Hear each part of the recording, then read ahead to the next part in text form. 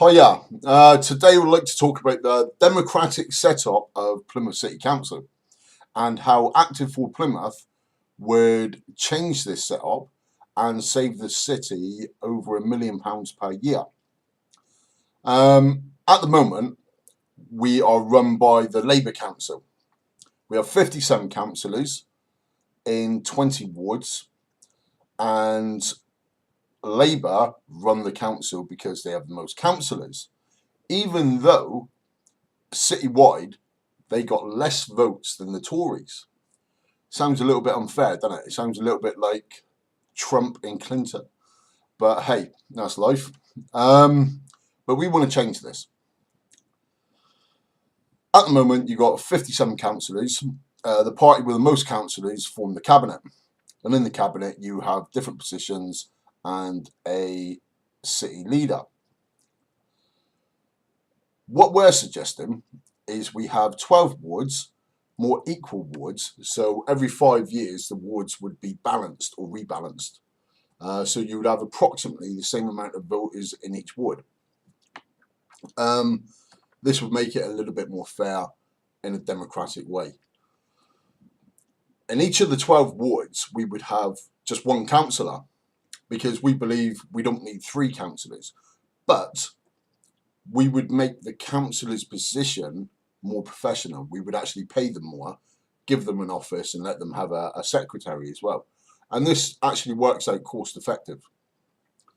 Obviously, they would need a secretary to work with the increased loads of work and stuff like that, but it does still work out in the money. The city leader, we would abolish the mayor's position to start with, because the city mayor in Plymouth is unelected by the people. The office costs the city around about £250,000 per year. If you look through all the different, add up this bit, this bit, this bit, it's around about £250,000 per year it cost the city last year, I think. I did work it out in the past, but yeah, it does. So we would abolish that position. The city leader would be known as the mayor, the same as in London, the same as in Manchester and stuff like that. It's not really a mayor, but he represents the city. You would have your 12 councillors and one leader. The leader would be elected citywide. So everybody in the city could vote on who they want to be leader, and anybody can stand for that position. So it could be doctor, whoever, a businessman, which would be a great idea.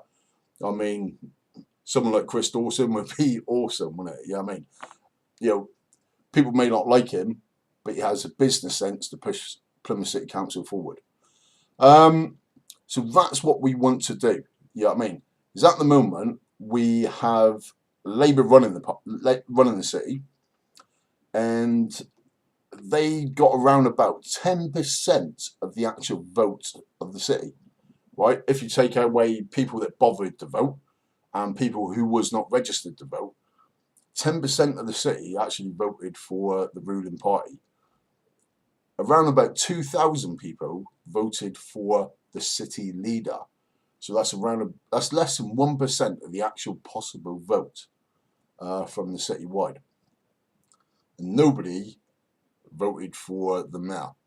So we got a council that has around about 10% of the possible vote, with a leader with around about 1% of the possible vote from the city, and a mayor with no votes running us. That is not democracy.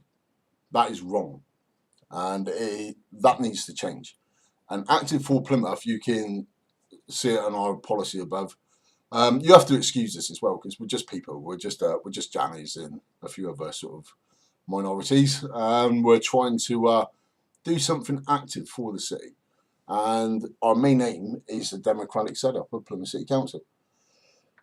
If we change this system to the system that we want to impose, then you take away the mass amount of councillors. That's just give themselves a pay rise. Obviously, you would have to take into account that each of the new 12 councillors can have a secretary. You would still save the city around about £1 million to £1.5 million per year. I was challenged by a Labour councillor a few weeks ago saying, obviously you've got the city cabinet that makes decisions. Under our system, you would have a city cabinet made up from the 12 elected councillors and the one city leader. But you would have nobody behind to actually challenge the decisions that they're making. Of course we would, because we want to have a system called direct democracy. I'll go that onto another page and another video.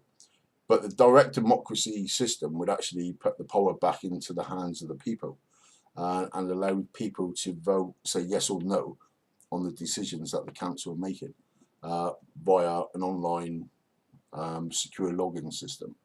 So, have a look at that. Have a look at that. I totally believe that at the moment, it all sounds great. Whether you vote red or blue, it sounds lovely, doesn't it? I mean, oh, my party won, that party's been beat. But when you actually look into it, it's not democratic. And if we're going to move forward, as a democratic nation, right, and a democratic city, we need to sort out the basics. And number one is democracy. Have a nice day.